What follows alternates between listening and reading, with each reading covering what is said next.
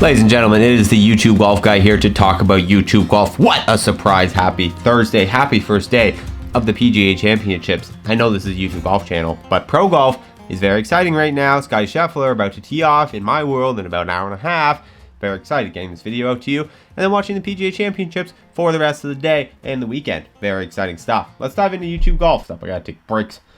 If anyone ever wonders why it sounds like I'm out of breath sometimes when I'm talking, because my nose is so congested. I have such bad allergies right now that I can only mouth breathe, and then when I'm talking, I can't breathe at the same time, or I don't know how to do that. So then I have to stop and I swear I'm in really good shape. I exercise a ton. All right, Micah Morris. Why I want to talk about him is because number one, Electric Factory. Number two, daily uploads. 15 today will be 16 days into it. He's reached a very interesting point where I'm very interested to see what he does. And I know he's going to continue. I don't have doubts. I don't think he's going to quit. But this is what I was talking about at the beginning of this whole thing. There are going to be view dips. Like, he's been killing it. He had 192 with his pro tournament. Before that, 35, 48, which are obviously incredibly low views for Micah in general. But 126, 99. Like, it's to be expected that video views will be a little lower. But you can see he had lower. He came back. He came back. He came back. It's video based. I talked about it before. Because you're uploading so much, your videos are getting recommended against each other. So whereas this video, if it was the only one he's uploaded in the last week, it might have, 250, 300,000 views. It only has 192,000 views. And it's especially going to be hurting the following videos, which I guarantee you, getting recommended over the workout video and the club video. But the guy's being inventive. Like, there is value in this content. Like, there are 30,000 people who watch this who genuinely were like, I've been waiting for this. And that's not sarcasm. Like, they've been waiting to see a workout routine and they think that's very valuable. People interested to see Mike Morris hit a bunch of really old drivers compared to now. Like, there is a ton of value in the content. He's putting out good videos. They're just not going to be like high view bangers. But I hope that doesn't deter him, because I've been enjoying his content and I think he's doing something cool and unique. And if there's anything Micah's attitude shift has kind of shown us, it's that he is hopefully going to be caring a little less about kind of numbers, metrics, and comments, and just making content, that people want to watch. So anyways, that's the update on Micah. I just thought that was an interesting thing to share. Good. So my theory, I think, is a little bit true here, that the Midwest Open is likely going to be more YouTube adjacent, golf adjacent celebrities, if you want to call them that, so the B-list celebrities, versus YouTube golfers. That's what this is starting to feel like, because now we've had 3 groups announced. All 3 groups are, if you don't count Good, because obviously it's their group, they're not really YouTube golfers. I would not call Paige Brannick a YouTube golfer. I would call her a golf adjacent personality. Same with Colton Knost. Like, obviously very solid golfer, PGA Tour adjacent, but not a YouTube golfer. So definitely a different list of people so far. Beauty and the Beast. That's a savage but also hilarious comment. But anyways, this was kind of my prediction after these 2. Another one being announced. I think this might be the way it's going, which is like fine. And I said before, I think it's going to potentially bring in audience members who aren't in YouTube golf right now, which for Good specifically, I think is the most valuable thing they can do, because they've already tapped into pretty much every YouTube golf viewer there is. So I think for them, this might be the right move. I don't know if it will do the same numbers as the last one. I think if this is how they're going, it would probably not do the same numbers unless they have something crazy like like a Mark Wahlberg, or like something that's so mainstream golf adjacent that obviously then random people who aren't YouTube golf fans tune in, and then there's more of those than there are YouTube golf fans. So I don't know, we'll see, but definitely interesting. I'll keep you guys updated as I find out more. All right, what we're here to talk about though, this is crazy. This is the first time Good or Bob Does Sports has had another group that could potentially start challenging them a little bit. Now, I am very much of the mind that a rising tide raises all ships, especially in this case. And let me break this down for you. Okay, so if you don't know anything about this was a day ago this was posted. Big Wedge Golf. We'll get to the name in a second, because I don't love that name. Anyway, Big Wedge Golf. This is a UK-based creator group that has just been formed. Seb Golf, the guy that Rick Shields plays with all the time, is listed as their CEO. I think it says this somewhere in the comments here. By our CEO, Seb on Golf. So just right here, we have 6 golfers, 1, 2, 3, 4, 5, 6, spearheaded by a CEO. what other what other entity in YouTube golf had 6 golfers spearheaded by a CEO with a semi-public face? Right here. Right here. Good, Matt Kendrick. This is the funniest thing ever.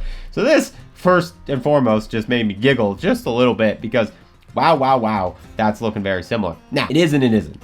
So, number one, Good-Good's been around forever, right? And people have tried to make YouTube golf groups, but nobody's ever done it with what is going to be this level of success. Why am I saying that? It's not just because they have 330,000 views in a day on a channel that had 0 views and 0 subscribers before this.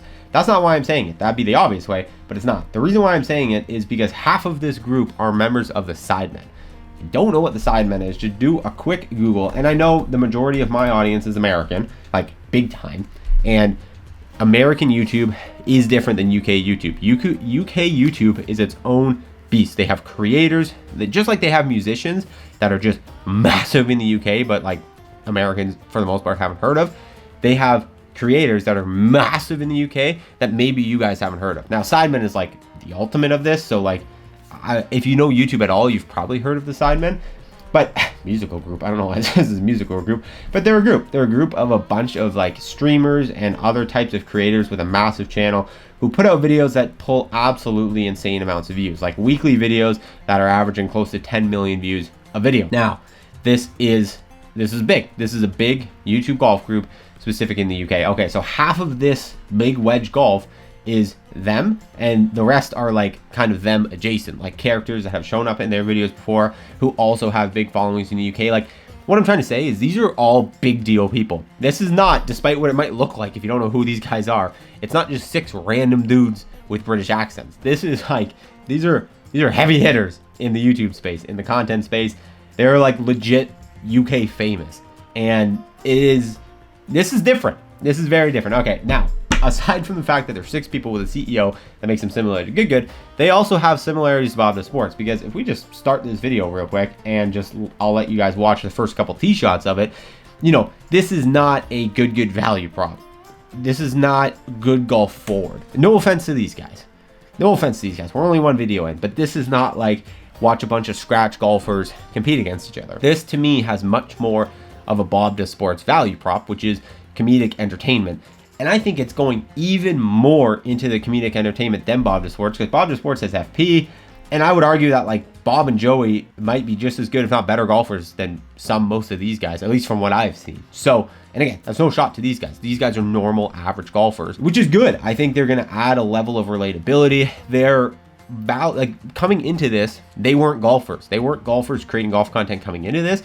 So their audiences coming into this aren't probably golfers, especially probably not like really good golfers. Really good golfers are already in the YouTube golf space for the most part, or at least people who really care about golf. This is cool because this is going to potentially introduce a ton of people, not only to golf in general, but to YouTube golf, which there is a transfer effect. They will go over and they'll watch a couple Rick Shields videos to learn how to get better at golf. Then they'll watch a Rick Shields Break 75 video and be like, wow, it's kind of fun to watch someone on YouTube play golf. And then they'll go right to my Grant Horvath video and then a Good video. So rising tide definitely raises all ships. But as you can see, it is, as much as they kind of look like Good from the outside, 6 people, CEO, golf challenges, it is a bit more of a Bob the Sports value prop. So listen, this is very interesting, and it's new. It's new. This is 1 day old, 333,000 views, 63,000 subscribers. But I'm telling you, if these guys want to take over YouTube golf and become tied for the biggest YouTube golf groups, they can do it. They absolutely can do it. There is an unbelievable amount of power in UK fan bases, and these guys are the pinnacle of controlling a YouTube or a UK YouTube fan base. And that's just, I guess it's just my opinion, but I think it's absolute straight facts. These guys, if they want to, if they continue to do this, they can fully be on the same playing field as Good as Bob Does Sports in like significantly less time. Like Good and Bob Does Sports are YouTube golf groups. These guys have millions and millions of subscribers and fans that have nothing to do with golf, that might be interested in golf, but they're like bringing in this horde of audience. So listen, I want to talk about it because it's cool, it's interesting, but I think ultimately if they do this, if they really keep doing this, this could be unbelievably massive for the space. So YouTube golf guy, come on now, you know I'm excited about this. It might not be, you know, content I'm going to be flipping on and watching personally, you know, just this, yeah, I've talked about this a million times. The not so good challenge-based golf content is just not my style. I'm a stroke play. I'm a, you know, watch Brian Bros, you know, go play in a PGA Tour event. That's my style of stuff. That's fine. But there is a massive, massive audience, much more of their type of fans than my type of fans, if that makes sense. So this is crazy. This is cool. It's very exciting. I do believe rising tides raises all ships. I do believe that there will be people who watch this and they think, oh, this is really entertaining, but like, yeah, it's kind of boring to watch them not hit good golf shots, and they'll find good, and good will get bigger. And then there'll be people that think this is the best thing ever. Oh my goodness, it's so funny. And then they find Bob Does Sports with Fat Perez and, you know, Bob and Joey, and they say, oh my goodness, this is like the same thing but American. This is also so funny. And boom, we have a big influx of people coming into YouTube golf space. So I think this is huge. I think this is very exciting. I just think it's, you know, kind of funny in a lot of ways. And I wanted to bring it to your attention because, again, I know most of you probably haven't heard of this yet and probably don't really know many of these creators because my audience is so American forward. So let me know your thoughts on all this in the comments below. It's very, very interesting. I think it's good for the whole community, all groups included. But yeah, I mean, I think for the first time in a long time, there is a new challenging group for the YouTube Golf Throne. I'll see you guys in the next one.